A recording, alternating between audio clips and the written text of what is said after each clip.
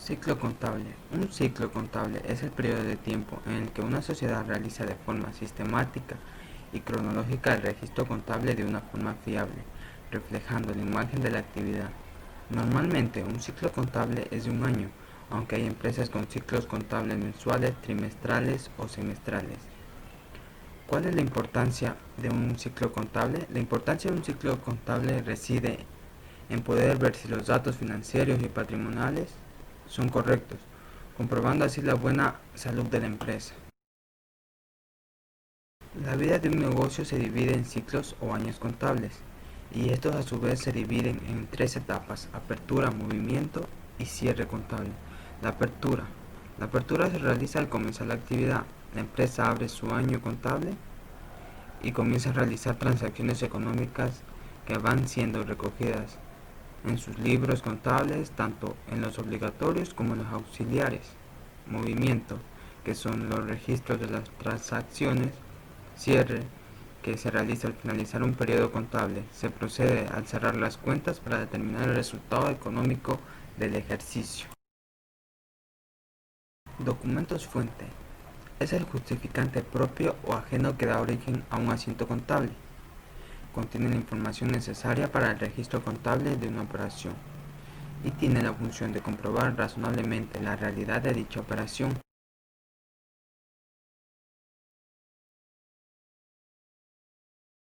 Los documentos fuentes se dividen en documentos justificativos, que son las disposiciones y documentos legales que determinan las obligaciones y derechos de la dependencia o entidad para demostrar que cumplió con los ordenamientos jurídicos y normativos aplicables. Documentos comprobatorios son los documentos originales que generan y amparan los registros contables de la dependencia o entidad. Ejemplos de documentos fuente. Factura es un documento tributario de compra y venta que registra la transacción comercial obligatoria y aceptada por la ley. Este comprobante tiene para acreditar la venta de mercaderías u otros afectos, porque con ella queda concluida la operación. Recibo. El recibo es un documento mediante el cual una persona acredita haber recibido de otra una determinada suma de dinero en efectivo o en especie y sirve de comprobante de pago. Recibo por honorario. El recibo por honorario debe ser utilizado por los profesionales, técnicos, artistas y científicos que presentan sus servicios en forma independiente e individual y que para efectos del impuesto a la renta genera rentas de cuarta categoría. Recibo de caja. El recibo de caja es un soporte de contabilidad en el cual constan los ingresos en efectivo recaudados por la empresa. El original se entrega al cliente y las copias se archivan, una para el archivo consecutivo y otra para anexar al comprobante diario de contabilidad. Pagaré es un documento escrito mediante el cual una persona se compromete a pagar a otra una determinada cantidad de dinero en una fecha acordada previamente. Cheque, orden o mandato de pago incorporado a un título de crédito que permita al librador disponer en favor de una determinada persona o del simple portador del título de fondos que tenga disponibles en un banco.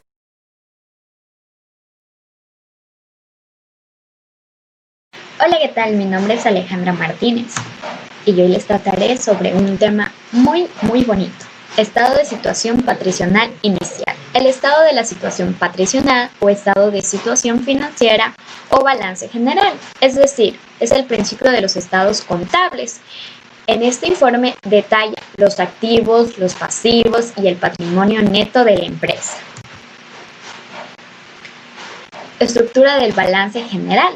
La estructura básica genera y incluye los activos, los pasivos y el patrimonio neto. Estructura del balance general. Activos, activos corrientes y activos no corrientes. Pasivos, pasivos corrientes y pasivos no corrientes. Y el patrimonio neto. Libro diario. ¿Qué es el libro diario? El libro diario es un documento donde se reflejan día a día todas las operaciones relativas a la actividad de la empresa. El libro diario está formado por el conjunto de todas las asientos contables de una empresa. Información incluida en el libro diario. La información es el número de asiento, la fecha, cuenta de debe, cuenta de haber, importe, conceptos de la operación, las funciones del libro diario y su importancia.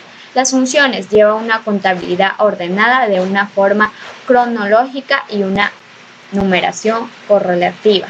Y la importancia de este libro es que lleva obligatoriamente por todos los comerciantes según lo señalado por el Código del Comercio en el artículo 32 que está. Muchas gracias.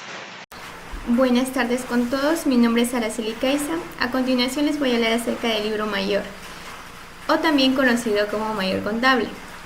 Dicho libro recoge todas las informaciones de operaciones económicas registradas en las distintas cuentas contables de la empresa de manera cronológica.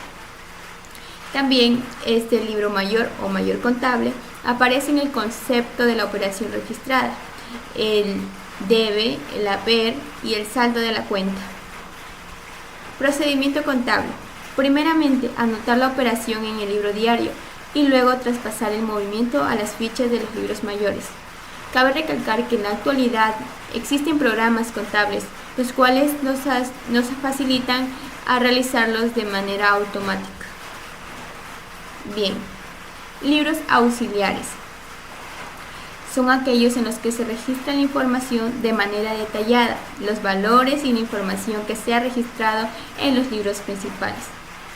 Como aspectos más importantes podemos destacar que llevan el registro de las operaciones cronológicamente y también nos detallan las actividades realizadas. También registran los valores de movimientos de cada subcuenta. Bien, los libros auxiliares también nos permiten dividir el trabajo contable en función a las necesidades de registro y control. Ya podemos decir que los principales libros auxiliares en contabilidad son el libro de caja, el mismo que lleva todo registro del movimiento en efectivo que se realiza en la empresa y también su saldo en caja. Bien, libro auxiliar de caja columnado. Este se encarga del registro de cada movimiento de la cuenta que lo ha originado. Libro de cuentas corrientes bancarias. Como su nombre lo indica, en él se anotan todos los movimientos que se hayan producido en la cuenta corriente. Bien, libro de clientes. Este lleva una cuenta para cada cliente que tengamos. En él se anotan las facturas y las notas de cargo que emitiremos. Libros de proveedores. Aquí se anotan los movimientos de nuestros proveedores. Se anotan las compras realizadas a crédito y los pagos que realizaremos a los proveedores. Al igual que un libro de clientes, al computador cada saldo se debe determinar si es el deudor o acreedor. Gracias. A continuación, mis compañeros. Ingeniero y compañero, buenas tardes. Mi nombre es Vladimir Pache y me toca responder sobre el balance de comprobación, también llamado balance de comprobación de suma y resta. Como dice, el objetivo principal de esta herramienta es informar a los usuarios externos sobre la situación financiera de la empresa en cualquier momento del ejercicio. Esto quiere decir que es un instrumento contable utilizado para establecer un resumen de estado financiero y de esas operaciones realizadas de una empresa durante un periodo determinado. Dice que debemos saber que el balance de comprobación refleja la suma del deber y del haber de las diferentes cuentas y de sus saldos correspondientes. Hay objetivos también que, como dice, que comprobar que no existen asientos descuadrados en la contabilidad de la empresa. También revisar la ficha del libro mayor una a una junto con el balance de comprobación. Será lo que garantice de que todo esté en orden. O sea, que todo esté cuadrado, que no descuadre, porque en el área de contabilidad siempre debe que estar en orden, porque a la hora que uno falla un número o algo, se descuadra todo. Bien, vamos a Vamos a ver el siguiente ejemplo, este de aquí, el balance de comprobación. Aquí, como vemos, está el deber, el haber, el deudor y el acreedor. Dice que primeramente, para tener estos datos, para poder ingresar estos datos, debemos que meter de manera cronológicamente al libro diario. O sea, cronológicamente significa, o sea, en orden, así como va por fechas, por cómo va entrando ingresando los datos, debe ir así. Y ya, y de esos datos ingresados, ahí sale el balance de comprobación. El balance de comprobación es para, como dice, para comprobar todos los saldos del deber y del haber que hay en cada registro. Porque con eso tú puedes llevar una mejor balance de lo que tienes ingresado. Como vemos ahí en la tabla de ahí, tenemos el deber y el haber, y tenemos una cantidad en el deudor. Eso, ¿cómo sacamos esa cantidad? Sacamos del deber y el haber se restan, las otras cantidades se restan. Y para saber dónde debe ir ingresado el deudor, en el deudor o en el haber, en el acreedor, debe que ver que el deber es mayor que el haber, tiene un saldo de deudor. O sea, significa, como vemos en la primera caja, el deber es mayor que el haber, va el saldo en el deudor. Y en la segunda, en el deudor de ese capital, vemos la cantidad mayor está en el haber, porque acá no hay nada, entonces se traspasa acá al acreedor, y así van sucesivamente todos los demás asientos. Y al último, como vemos, hay una suma de totales, que eso como primeramente dije, debe que cuadrar. Entonces, en la contabilidad siempre hay que cuadrar todos los datos ingresados. Y como podemos decir que no es obligatorio tener un balance de comprobación, porque no es un estado financiero, no es algo que las normas contables obliguen a tener. Pero el balance de comprobación nos permite que estemos realizando el método bien, o sea, correctamente, de manera adecuada. Una manera, como decir, de auditoría, nuestro diario mayor, diario a nuestro pase mayor, y establecer así que vamos por el buen camino correctamente haciendo el ejercicio de la contabilidad. El balance de comprobación, sea de suma o sea de saldo, siempre debe quedar igual. Eso siempre debemos que tener en cuenta, que la comprobación de la suma sea del saldo siempre debe que ser la misma cantidad. Vamos a ver el siguiente tema que me he tratado de sobre la hoja de trabajo. La hoja de trabajo dice que se resumen todas las operaciones contables de una empresa para un periodo determinado. Esta hoja de trabajo es una hoja de papel, como dice, por lo tanto no tiene validez como documento. Es prioridad para el contador o para la persona que está realizando las cuentas. El que está encargado de hacer las cuentas, puede analizar, mover movimientos y observar y ajustar de manera sencilla en esa hoja. Y como dice ahí, es importante que no se elabora con fines de publicación ni de presentación esa hoja. No tiene ni una validez. También dice que existen diferentes tipos, modelos de hojas de trabajo. Y como vemos, lo normales son de 8 columnas, y la recomendable y la que siempre se utiliza son de 12 columnas. Pero así también dicen que hay de 6, de 10, de 14 hasta 17 columnas. Bien. Vamos a ver la otra diapositiva. Tenemos ahí tenemos una de 12 columnas. Ahí están todos los asientos que están ingresados. Como vemos acá, el deber y el haber están copiados del libro diario, las importaciones también están en los ajustes, así todo están encuadrados. Y ahí es como podemos decir que esta hoja de trabajo es como un borrador, por no decir es como un borrador, o sea, ahí puedes, como dije antes, puedes cambiar, borrar, transcribir, y ahí puedes tú ver que esté cuadrado también, porque también lleva una suma abajo, como ven, lleva una suma que tiene que también cuadrar, también lleva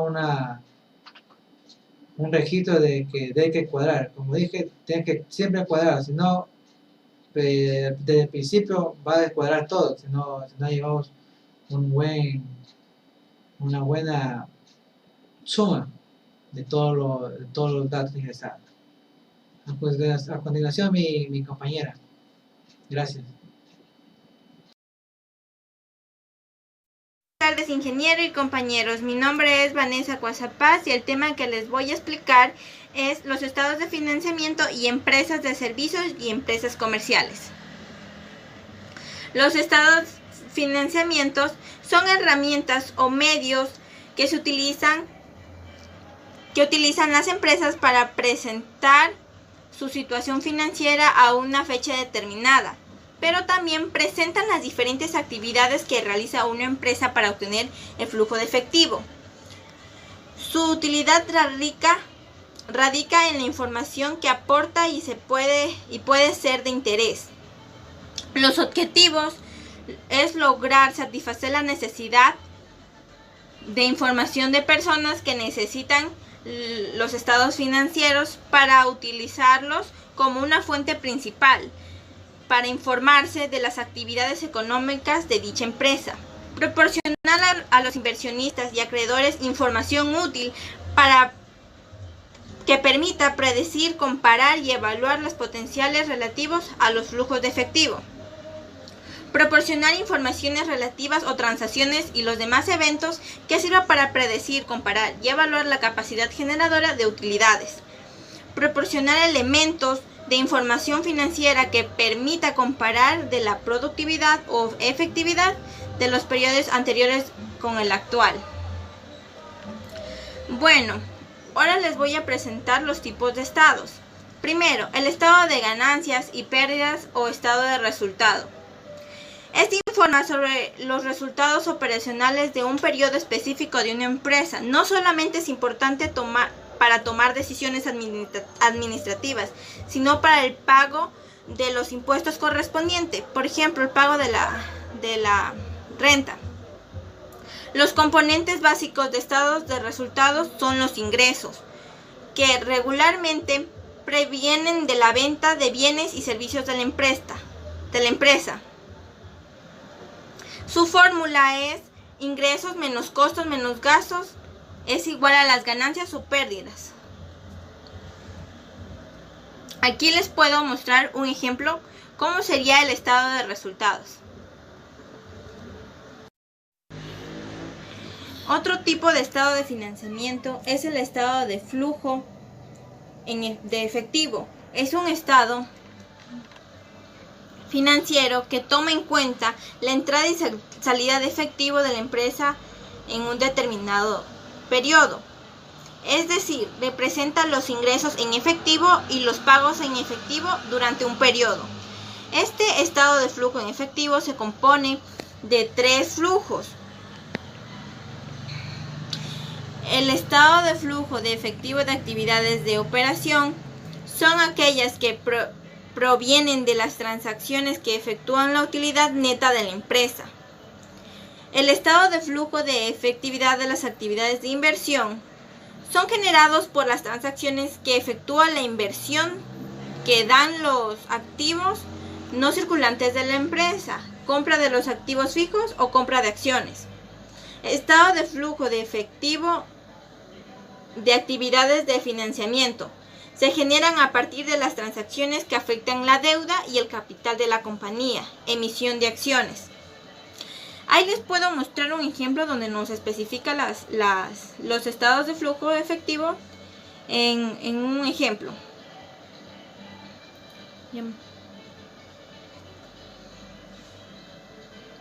Otro tipo de estado financiero es el estado de situación o balance general. El estado financiero que muestra la situación financiera de la empresa en un periodo determinado y contiene las cuentas reales. También muestra las cuentas de activos, de pasivo y capital de la empresa, mostrando así financieramente y probando la igualdad de la ecuación contable, es decir, activo igual pasivo más capital. Los componentes que ya mencioné anteriormente son los activos, las cuentas corrientes de inversiones, propiedad de planta y equipo, entre otros activos. Y los pasivos son cuentas corrientes, largo plazo y diferidos. Capital son de reservas y superávit.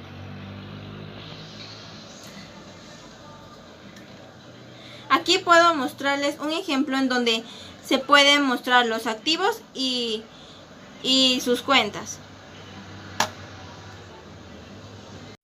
Ahora les voy a hablar sobre las empresas de servicios y las empresas comerciales.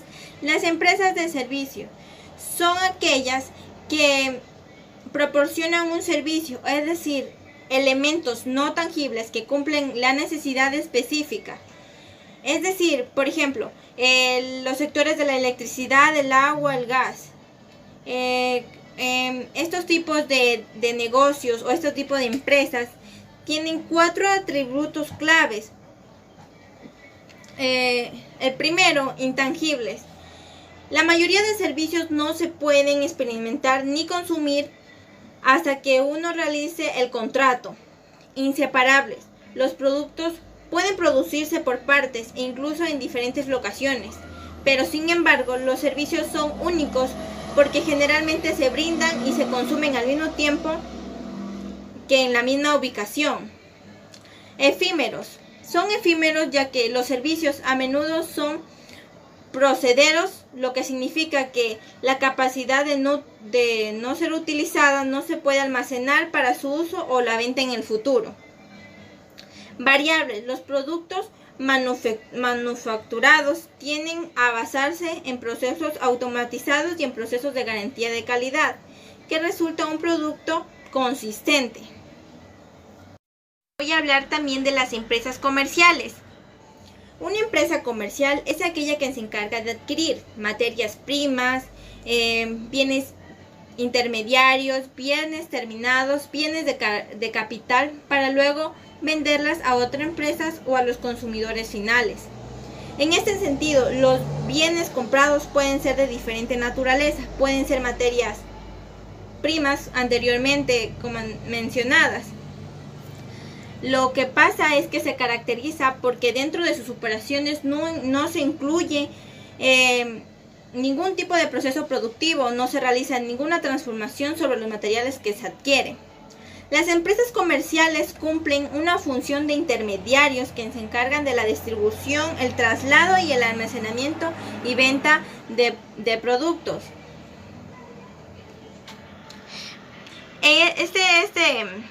Estos tipos de empresas se clasifican en 3 grandes categorías, ¿no? La minorista, la mayorista y el consumista. La mayorista comercializa una pequeña escala en un espacio geográfico pequeño y los clientes mayormente son consumidores finales. Los mayoristas comercializan una gran escala, compran grandes cantidades y luego venden a minoristas. Y los comisionistas venden productos a cambio de una comisión. Bueno, esto sería todo. Gracias por su atención.